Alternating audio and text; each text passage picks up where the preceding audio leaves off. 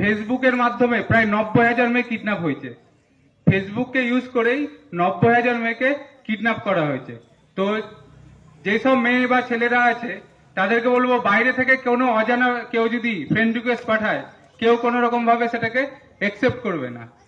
আর আরেকটা নতুন দেখা দিচ্ছে, আমাদের থানায় এসেছিল ক্লাস 6-এ পড়ে একটা মেয়ে, 12 বছর না 13 বছর বয়স, ক্লাস 6-এ পড়ে। মেয়েটার মায়ের মোবাইলে ইনস্টাগ্রাম করে। ইনস্টাগ্রাম শুনেছেন, বাচ্চারা ছোটরা করে, বড়রা অনেকে শোনেনি, ইনস্টাগ্রাম করে। মেয়েটাকে একটা অ্যাকাউন্ট থেকে ফ্রেন্ড রিকোয়েস্ট এসছে, নাম বান্ধবীর নাম করে একটা রিকোয়েস্ট এসছে, বন্ধু এসছে। এবার সেটাকে কি করেছে, একসেপ্ট করেছে, যে আমার বান্ধবী তো আমাকে ফ্রেন্ড রিকোয়েস্ট পাঠিয়েছে, আমি এটা একসেপ্ট করি। দিয়ে বান্ধবীর সাথে কথা বলছে, দিয়ে কিছুক্ষণ পর ভিডিও কল করেছে। তো মেয়েটা ভিডিও কল ধরেছে, যে বান্ধবী আমাকে ভিডিও কল করছে, আমি ভিডিও কলটা ধরি। যখনই ভিডিও কলটা করেছে, আমি যদি ভিডিও কল ধরি, আমার এদিকে আমার মুখ, অন্যদিকে কার মুখ থাকবে, অন্যজনের মুখ। সেদিকে কি দেখা গেছে, একটা ছেলে উলঙ্গ অবস্থায় দাঁড়িয়ে আছে। সেটাকে কি করেছে, 10 সেকেন্ডের জন্য সেই স্ক্রিন রেকর্ড করে নিয়েছে, দিয়ে সেটাকে ফেসবুকে ছাড়ছে। দিয়ে মেয়ের মা বাবার কাছে দাবি করছে, এটা আমি আবার ছেড়ে দেবো, আরো ভাইরাল করব, যদি আমাকে 20,000 বা 30,000 টাকা না দেন। তো বাচ্চাদের হাতে বলে না যে মোবাইল দিতে হয় না, তো কিছু কারণের জন্য বলছি বাচ্চারা এগুলো বোঝে না। ক্লাস 6-এ পড়ে আমি কি বুঝবো, অতটা বোঝার ক্ষমতা নেই। যে 10 সেকেন্ডে যদি ভিডিও হয়ে যায়, মুখটা যদি এদিকে থাকে, অন্যদিকে যদি কোনো একটা বাজে ছবি থাকে, সেটাতে সবারই সম্মানহানি হয়, সে ছোট হোক বা বড়। তো মোবাইলে যদি কোনো আননোন জায়গা থেকে রিকোয়েস্ট আসে, যাকে চিনেনি না, তাদেরকে কাউকে একসেপ্ট করবেন না কোনো সময়। আপনাকে ফোন করলো, ফোন করে বলছেন আপনার নামেই আধার কার্ড নাম্বার এটা, স্বামীর নাম এটা, বাড়ি এখানে, অ্যাড্রেস থানা এখানে, সব বললো, সব মিলে গেল। আপনি বললেন হ্যাঁ। তখন বলবে আপনার 1 লাখ টাকার একটা সোনার গয়না বিদেশ থেকে আসছিল আপনার নামে, সেটা কাস্টমে বা দিল্লি এয়ারপোর্টে বা কলকাতা এয়ারপোর্টে আটকে গেছে। তখন আপনি ভাববেন বা একটা সোনার গয়না পাওয়া যাবে, বা একটা 5 লাখ টাকার কোনো গিফট পাওয়া যাবে, খুশি হয়ে গেলেন। দিয়ে বললেন ঠিক আছে নিব, আমি কি করব? বলবে যে কাস্টমে আটকে গেছে, কাস্টমের টাকা চাইছে, 10,000 টাকা বা 15,000 বা 20,000 টাকা চাইছে। তো সেই টাকাটা আপনি আমাকে পাঠিয়ে দেন, ব্যাংক অ্যাকাউন্ট ডিটেলস দিল, পাঠিয়ে দিল। আপনি কি করলেন, একটা সোনার হার বা 2 লাখ টাকা বা 5 লাখ টাকার জন্য কি করলেন, 10,000 টাকা পাঠিয়ে দিলেন। আবার কিছুক্ষণ পরে ফোন করে বলবে রাস্তায় আসছিল, ট্রাফিকে আটকেছে, রাস্তায় আসছিল, সিআইডি আটকেছে, এরকম চলতেই থাকবে। এরকম করে করে রানীনগরের একজন মহিলা টোটাল লোন করে, বন্ধন থেকে লোন করে, বিভিন্ন জায়গা থেকে লোন করে টোটাল 7 লাখ টাকা দিয়েছেন। ঠিক আছে, 7 লাখ, 7 লাখ, 7 লাখ টাকা দেওয়ার পরে আবার চাইছে 1 লাখ টাকা, যে আপনার বাড়ির কাছে আছে, রাস্তায় আটকে গেছে, এবার আপনি এই টাকাটা দিন, আপনার বাড়িতে পৌঁছে যাবে। তারপরে মহিলা আর বাড়িতে গয়না পৌঁছানি, মহিলা কোথায় গেছে, আমাদের বহরমপুর সাইবার থানায় গেছে।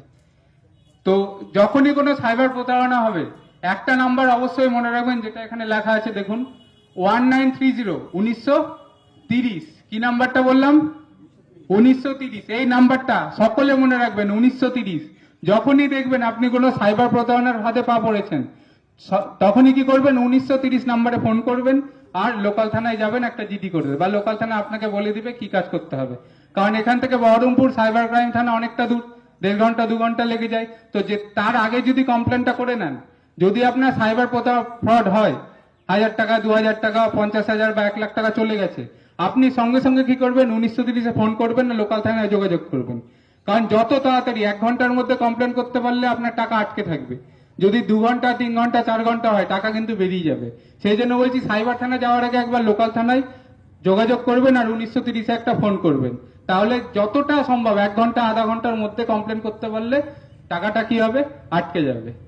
আরেকটা নতুন টপিক এখন খুব চলছে, গোটা ইন্ডিয়া জুড়ে চলছে, ফোনে কথা বলতে গেলেও দেখবেন ফোনে কিছুক্ষণ ধরে বলছে, সেটা কি ডিজিটাল অ্যারেস্ট। নাম শুনেছেন? এবার ডিজিটাল অ্যারেস্ট এটা মেনলি হচ্ছে কোথায়, মেন টাউনে যেখানে ওই কোটিপতি, প্রচুর পয়সাওয়ালা বিজনেসম্যান বড় বড় হচ্ছে, তাদেরকে এটা হচ্ছে। আমারই নিজেরই একটা কেস আছে বহরমপুর সাইবার থানায়। একজন স্কুল টিচার, রিটায়ার্ড হয়েছে জাস্ট, ওনাকে ফোন করেছে, ফোন করে বলছে আপনার আধার নাম্বার এটা, আপনার ফোন নাম্বার এটা, আপনার 15টা ব্যাংক অ্যাকাউন্ট আছে। বলেছে হ্যাঁ, ওই ব্যক্তির 15টা ব্যাংক অ্যাকাউন্ট আছে। উনি আমাকে লিস্ট এনে দেখাচ্ছেন যে ওনার 15টা ব্যাংক অ্যাকাউন্ট। আমি লোককে জিজ্ঞেস করছি এত ব্যাংক অ্যাকাউন্ট কি কারণে। এবার ফোন করে বলছেন আমি দিল্লি সাইবার ক্রাইম থেকে বলছি, আপনার যে 15টা অ্যাকাউন্ট আছে এগুলো তো সব ব্ল্যাক মানি আছে।